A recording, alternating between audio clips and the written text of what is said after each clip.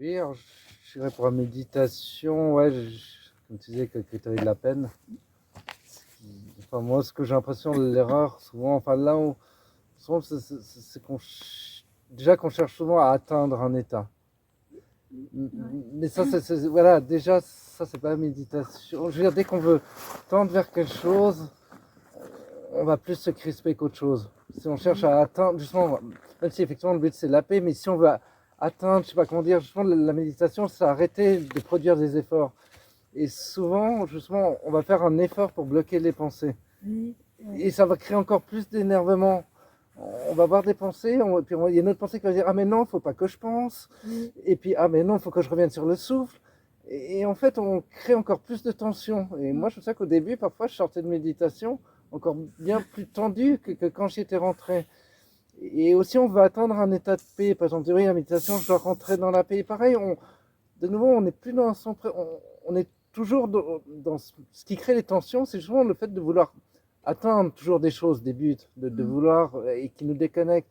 Et on reproduit la même chose en méditation en voulant atteindre la paix, un état de calme mental. Et ce qu'il faut faire, c'est un état d'accueil. C'est quand on regarde, on voit, je sais pas, qu'il y a des émotions, des tensions, on ressent des trucs, et on cherche rien à changer. On accueille tout ce qui se présente. Et c'est plutôt cet état d'accueil qui fait que naturellement, la paix va arriver. Mais ce n'est pas nous qui produisons la paix par un effort.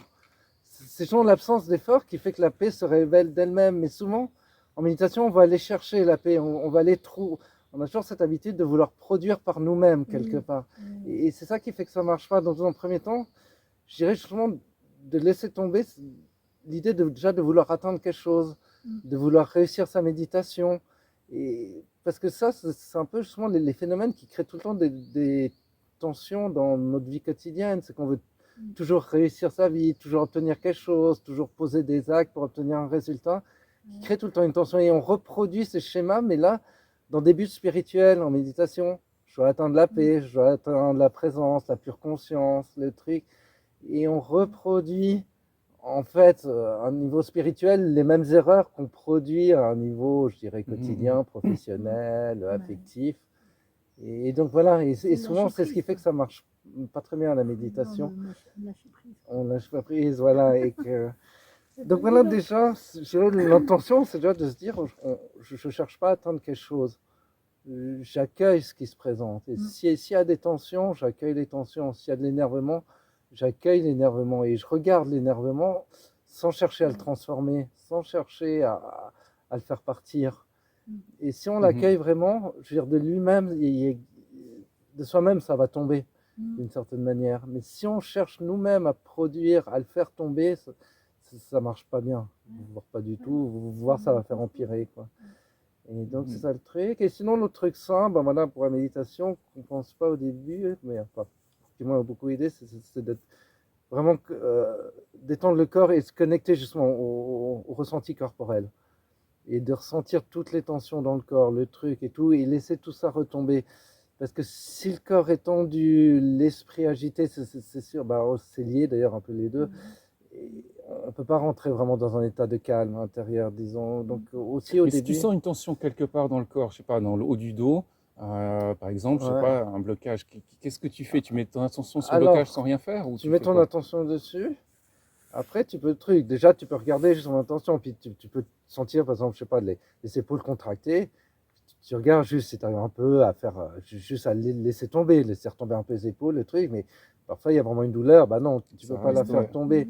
Et dans ce cas-là, bah non, tu l'observes. Je veux dire, tu accueilles la sensation. Et quand tu accueilles la sensation, tu lui donnes, je dirais, de l'espace pour se manifester. Et,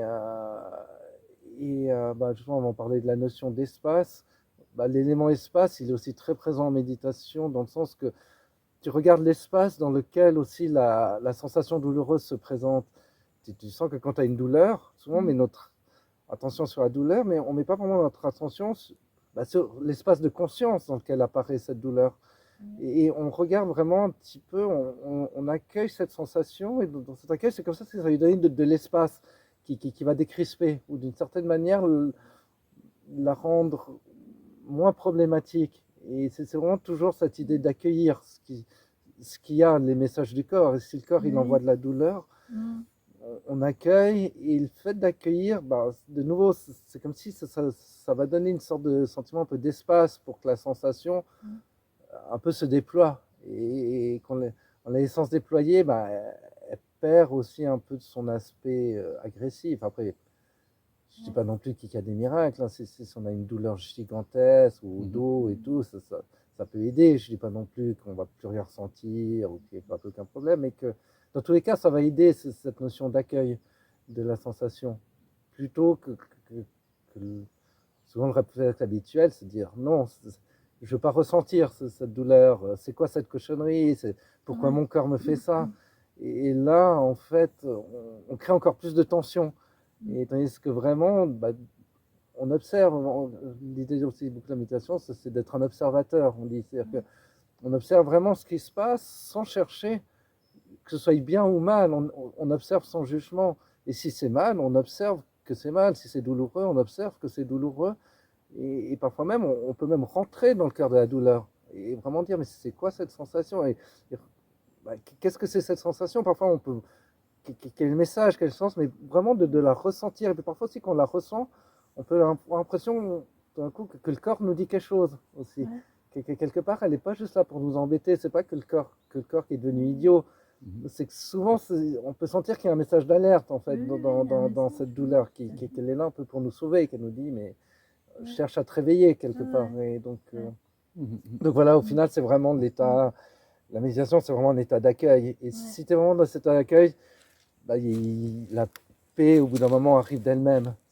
Il n'y a pas besoin d'aller la chercher d'elle-même.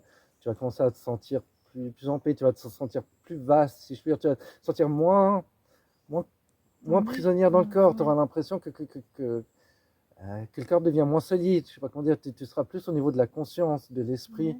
Et tu te sentiras tout un peu se déposer, tout va sembler moins solide, moins réel.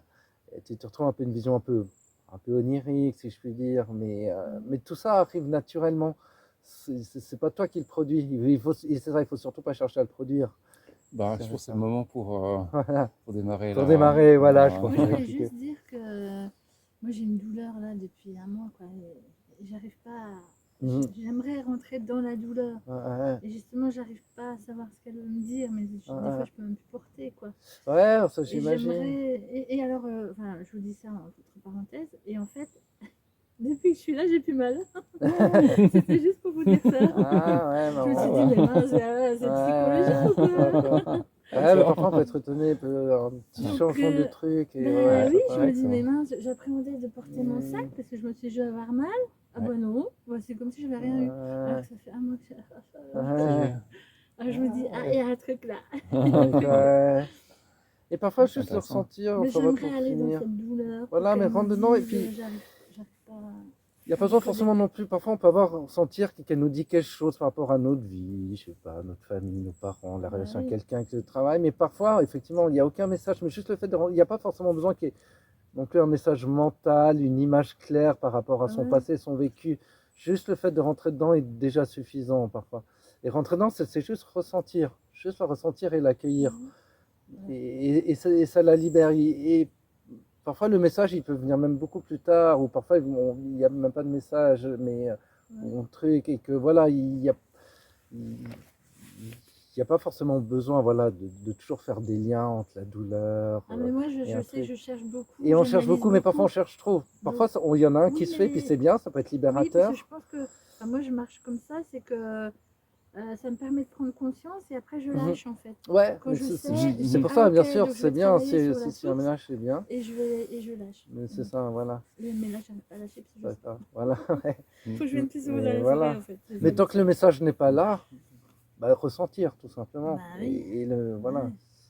Et je pense que c'est un effet guérissant dans tous les cas de guérir, message, enfin, qu'il y ait un message ou pas, le fait de ressentir, ça fera toujours du bien au corps. Le corps, il aime qu'on soit un peu plus. Les cellules, elles aiment qu'on soit connecté à elles. Si je peux dire que l'esprit les ressente, ça fait du bien, si je peux dire. Voilà. D'accord. Et puis oui, là, je vais peut-être faire quelque chose. Je dirais assez simple que tu pourras t'inspirer, mais que ça. Mais je pense que ça va être bien. On va surtout travailler au niveau du corps. Position confortable. Alors juste la base, voilà, c'est trouver une position confortable, que tu sens que tu peux tenir un bon moment sans trop bouger. Et après on dit si possible, voilà, les pieds à plat, le dos droit, mais il faut pas que ce soit enfin, tu vois, trop raide. Le but c'est vraiment qu'on se sente bien, qu'on